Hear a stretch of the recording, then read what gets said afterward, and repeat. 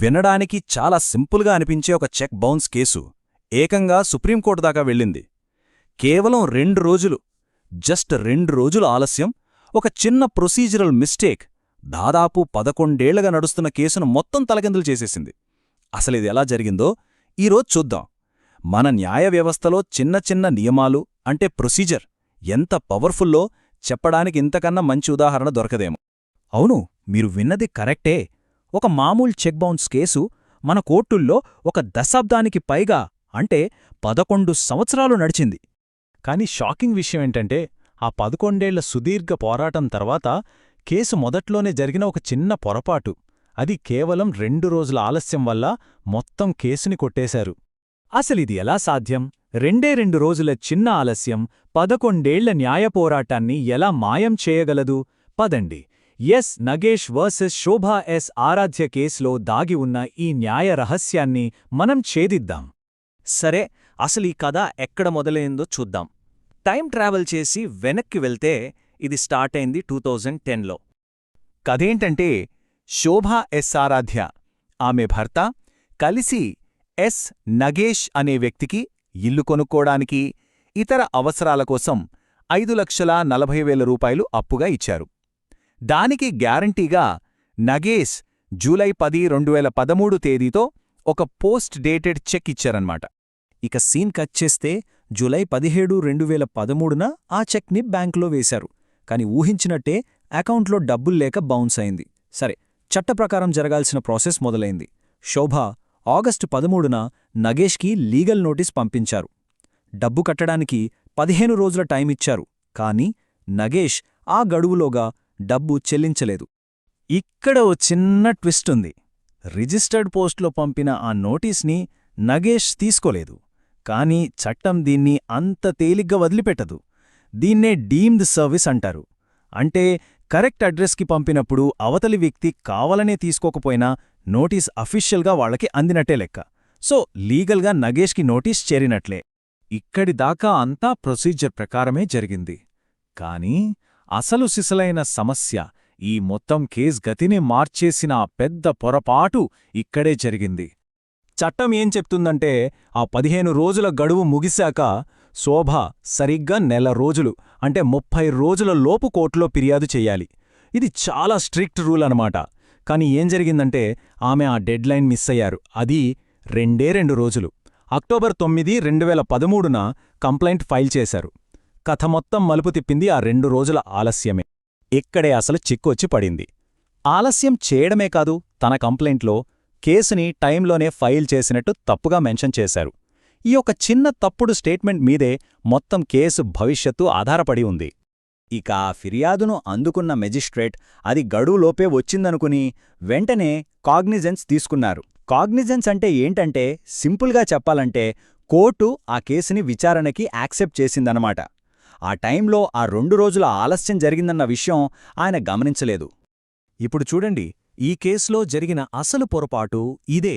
చట్టం ప్రకారం సరైన పద్ధతి ఏంటంటే ఫస్ట్ ఆ 2 రోజుల ఆలస్యానికి కారణాలేంటో చూసి కోర్టు దాన్ని క్షమించాలి. అదైన తర్వాతే కేసును విచారణకు స్వీకరించాలి. కాని ఇక్కడ జరిగిందేంటి? దానికి కంప్లీట్ రివర్స్. ముందు కేసును యాక్సెప్ట్ చేసి ఏకంగా 5 ఏళ్ల తర్వాత ఆలస్యాన్ని క్షమించారు. అలా తెలియకుండానే ఒక తప్పుడు సమాచారం ఆధారంగా కేసు విచారణ మొదలైపోయింది. ఇది 11 ఏళ్లుపాటు సాగిన ఒక పెద్ద, సంక్లిష్టమైన న్యాయ పోరాటానికి దారితీసింది. అక్టోబర్ 2013లో కేసు విచారణ మొదలైంది. ఒక 7 నెలల తరువాత మే 2014లో వచ్చిన కొత్త మెజిస్ట్రేట్ ఈ ఆలస్యాన్ని గమనించారు. కాని దానిమీద డెసిషన్ని పక్కనబెట్టేశారు. ఇక 5 ఏళ్లు గడిచాక 2018లో శోభ తనకు వైరల్ ఫీవర్ వచ్చిందని, అందుకే ఆలస్యమైందని ఒక అప్లికేషన్ పెట్టారు.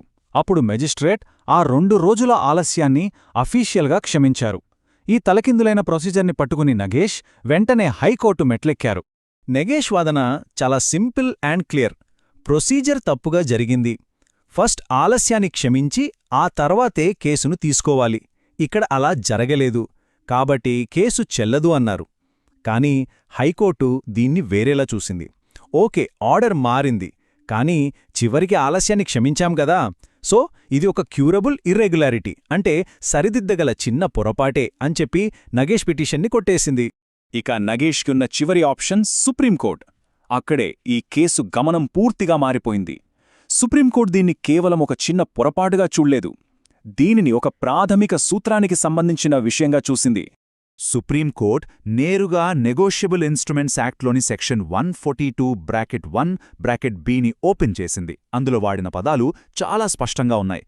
గడువులోపు కేసు వెయ్యకపోవడానికి సరైన కారణం ఉందని, కోర్టును సంతృప్తి పరిచిన తర్వాతే ఫిర్యాదును స్వీకరించాలి. ఇక్కడ ఆ తర్వాత అనే పదం చాలా చాలా ఇంపార్టెంట్. సుప్రీంకోర్టు వాదనను మనం చాలా సింపుల్గా అర్థం చేసుకోవచ్చు. ఇప్పుడు కేసును విచారణకు స్వీకరించడం అంటే కాగ్నిజెన్స్ తీసుకోవడం అనేది ఒక లాక్ చేసిన రూంలోకి వెళ్లడం లాంటిది అనుకుందాం. మరి ఆ రూంలోకి వెళ్లాలంటే ఏం కావాలి? తాళంచెవి. ఇక్కడ తాళంచెవే ఆ ఆలస్యాన్ని క్షమించడం. అంటే మీరు ముందు కీతో లాక్ ఓపెన్ చేసి ఆ తర్వాతే రూంలోకి వెళ్ళాలి. అంతేగాని గోడదూకి రూంలోకి వెళ్ళిపోయి ఆ తర్వాత తాళం తీస్తానంటే ఎలా కుదురుతుంది? కుదరదు కదా. ఇక్కడ జరిగింది అందుకే సుప్రీంకోర్టు లాజిక్ చాలా క్లియర్గా ఉంది. ఆలస్యాన్ని క్షమించడమనేది కేసును యాక్సెప్ట్ చేయడానికి ఒక ప్రీకండిషన్, ఒక ముందస్తు షరతు. ఆ షరతుని పాటించకుండా మెజిస్ట్రేట్ కేసును విచారణకు తీసుకోవడమే చట్టప్రకారం చెల్లదు. కాబట్టి చెల్లని పునాదిమీద కట్టిన కేసు నిలబడదు. ఇది హైకోర్టన్నట్టు చిన్న పొరపాటు కాదు, ఇది ఫండమెంటల్గానే ఒక లీగల్ మిస్టేక్.